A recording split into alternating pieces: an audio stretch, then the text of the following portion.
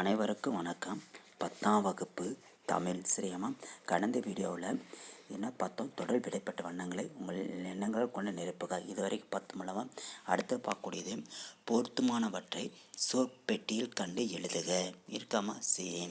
அப்போ தங்கும் மரம் வீடு, அவிழும் தயங்கும் மர வீடு, தோற்பாவை விருது, தோற்பாவை கவிழும், அடுத்தது விருந்தே. இது மாதிரி கொடுத்துருக்காங்க. இதை வைத்து கீழே அழகாக எழுதணும். இந்த சொற்களை வச்சு எழுதணும். சரி. விரட்டாதீர்கள் பறவைக்கு மரம் வீடு இருக்காம. வெட்டாதீர்கள் மனிதருக்கு அவை தரும் மரம் வீடு. அது எழுதலாம்.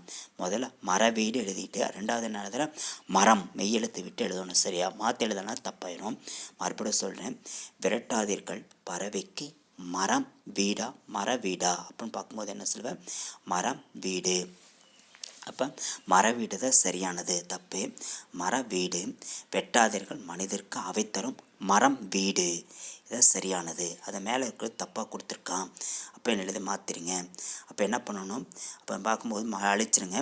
விரட்டாதீர்கள் பறவைக்கு மர வீடு தான் சொல்லணும். மரம் வீடு கிடையாது, மர வீடு. வெட்டாதீர்கள் மனிதருக்கு அவை தரும் மரம் வீடு. இம்முக்கு மேலே இம்மை நீக்கிட்டு மர வீடு எழுதுன்னு கீழே மரம் வீடுன்னு எழுதணும். சரியாமா? சரி. காலை ஒளியினில் மலர் இதழ் அவிழும். சரிங்க. காலை ஒளியினில் மலர் இதழ் அவிழும். சரியாமா? சோலை பூவினில் வண்டினும் கவிழும். கவிழும் கவிழும் எழுதிடுவேன். காலை ஒளியினில் மலர் இதழ் அவிழும், சோலை பூவினில் வண்டினம் கவிழும். இருக்காமா? மலை முகட்டில் மேகம் தங்கும். மலை முகட்டில் மேகம் தங்கும், அதை பார்க்கும் மனங்கள் செல்ல தயங்கும். இருக்காமா? மலை முகட்டில் மேகம் தங்கும், அதை பார்க்கும் மனங்கள் செல்ல தயங்கும் எழுதிடுவேன். வாழ்க்கையில் வாழ்க்கையில் தோற்பாவை மீண்டும் வெல்லும். வாழ்க்கையில் தோற்பாவை மீண்டும் வெல்லும், இதை தத்துவமாய் தோற்பாவை கூத்து சொல்லும். இதை தத்துவமாய் தோற்பாவை கூத்து சொல்லும். இருக்காமா? சரி. தெருக்கூத்தில் நடிகருக்கு கைத்தட்டலே விருது. தெருக்கூத்தில் நடிகருக்கு கைத்தட்டலே விருது.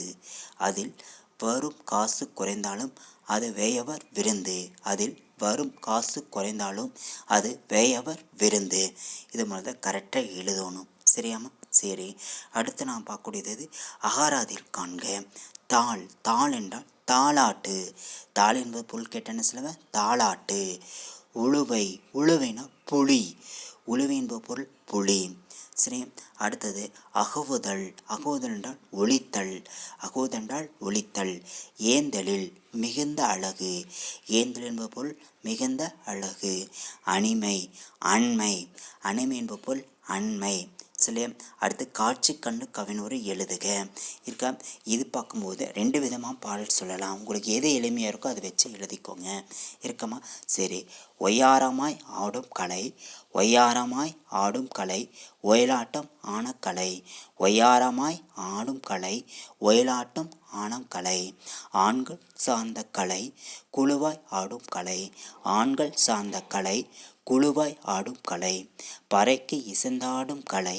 பறைக்கு இசைந்தாடும் கலை ஒப்பற்ற வளர்ந்த கலை ஓங்கி உயர்ந்த கலை. இது மாதிரி எழுதலாம்.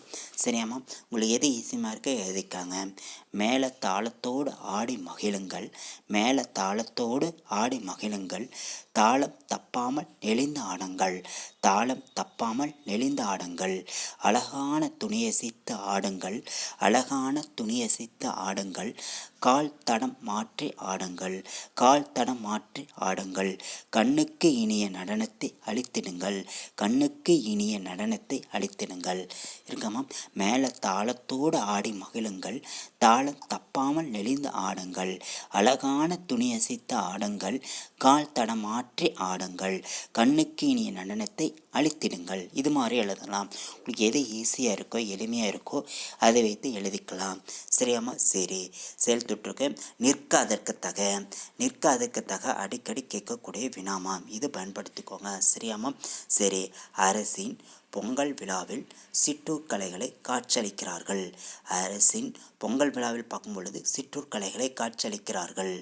ஒருபுறம் திரைக்கட்டி தோற்பாவை கூத்து நிகழ்த்து கொண்டிருக்கிறது. ஒரு புறம் பார்க்கும்போது திரைக்கட்டி என்ன பண்ணு தோல்பாவை நிகழ்ந்து கொண்டிருக்குன்னு சொல்லியிருக்காங்க.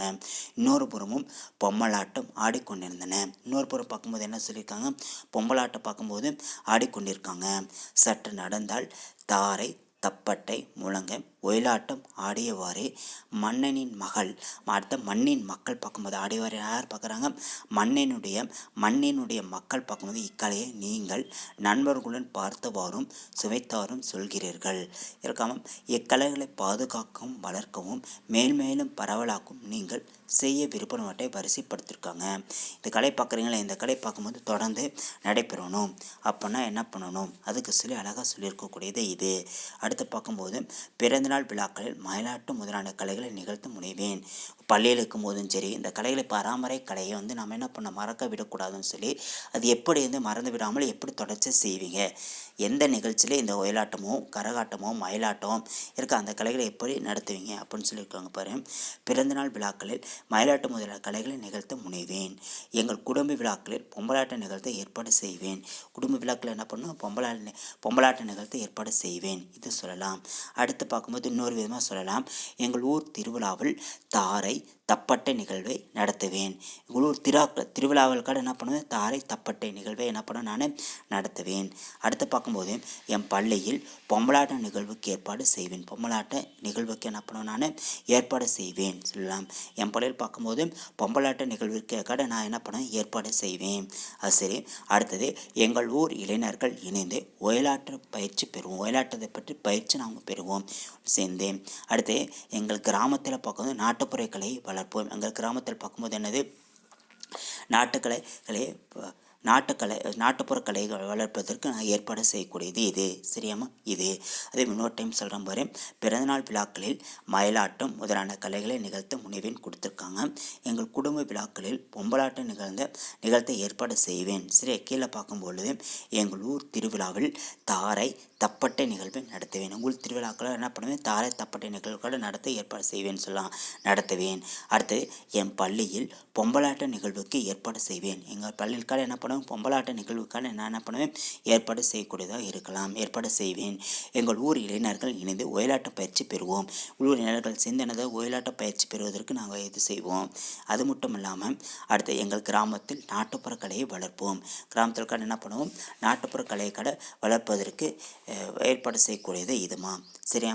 அடுத்தது கலைச்சொல் அறிவோம். அடுத்து பார்க்கும்போது ஸ்டாட்டிக் அழகியல் முறைகள் சொல்லுவாங்க. டெர்மினாலஜி கலை சொல் மை தொன்மம் அடிக்கடி வரக்கூடியது. மைனா தொன்மம் எழுதிடுவேன். எட்டிஃபெக்ட் அப்போ கலைப்படைப்பு கூடியது இதுமா. சரியாமா. அடுத்து பார்க்கும்போது திருக்குறள் இருக்கக்கூடியது எல்லாமே நீங்கள் மனப்பாடம் செய்யலாம். இந்த குறள் எல்லாமே நீங்கள் பயன்படுத்தி கொள்ளுங்க. இருக்காமல் முக்கியமானது திருக்குறள்லேருந்து கட்டாய வினா வரக்கூடியது. இந்த கட்டாய வினாவில் வரக்கூடிய திருக்குறள் எல்லாம் பயன்படுத்தி படிச்சுக்கோங்க. சரியாமா. அடுத்து நான் பார்க்கக்கூடியது கூடுதல் வினாக்கள் பார்க்கலாம். திருக்குறள் அமைச்சராவதற்கு டேஸ் பண்புகளை வள்ளுவர் கூறுகிறார். எத்தனை பண்புகள் வள்ளுவர் கூறுகிறார் கேட்டேன்னா 5. அமைச்சராவதற்குரிய பண்புகளை எத்தனை பண்புகளை வள்ளுவர் கூறுகிறார் கேட்டேன்னா 5 பண்புகளை கூறுகிறார். சரியாமா. சரி. பொருள் அல்லவரை பொருளாக செய்வது எது, செல்வம். பொருள் அல்லவரை பொருளாக செய்வது எதுன்னு கேட்டேன்னா செல்வம் தாமா. சரியா. தீயது என்று சொல்ல பிரித்தால் எவ்வாறு கிடைக்கும், தீது கூட்டல் இன்றி. சரியா. சென்னர் என்பது பொருள் கேட்டேன்னா பகைவர். இருக்காம அன்பு கூட்டல் இளன் என்பது சேர்த்தலைதான் அன்பிலான், உனக்கு தெரிஞ்சிருக்கக்கூடியது. இருக்க தேவரணையர் கைவர் அவர்தாம் மேவன செய்தொழகலான் இப்பால் டேசனை பயின்று வருகிறது. வஞ்சு பகுச்சனி இதேமாதிரி திருக்குள் கொடுத்து அணி கேட்பாங்க. அது பார்த்துக்கோ. பாடல் அதாவது பூக்கில் சிறுவினாவில் அணி வருதுள்ளே அந்த அணி நல்லா பயன்படுத்திக்கோங்க. ஈவார் என்பது பொருள் என்னது, அப்போ ஈவார் என்பது பொருள் கொடுப்பவர். ஈவார் என்பது பொருள் கேட்டன கொடுப்பவர். அதே போல் அதில் இருக்கக்கூடிய திருக்குள் இருக்கக்கூடிய குறிவினா சிறுவினா இதை பயன்படுத்திக்கோங்க. நல்லா பயன்படுத்தி படித்து எழுதி பாருங்கள். ஒரு முறை இருமுறை என்ன பண்ணும், எழுதி பார்த்தா தான் சரிமுறை வரக்கூடியது.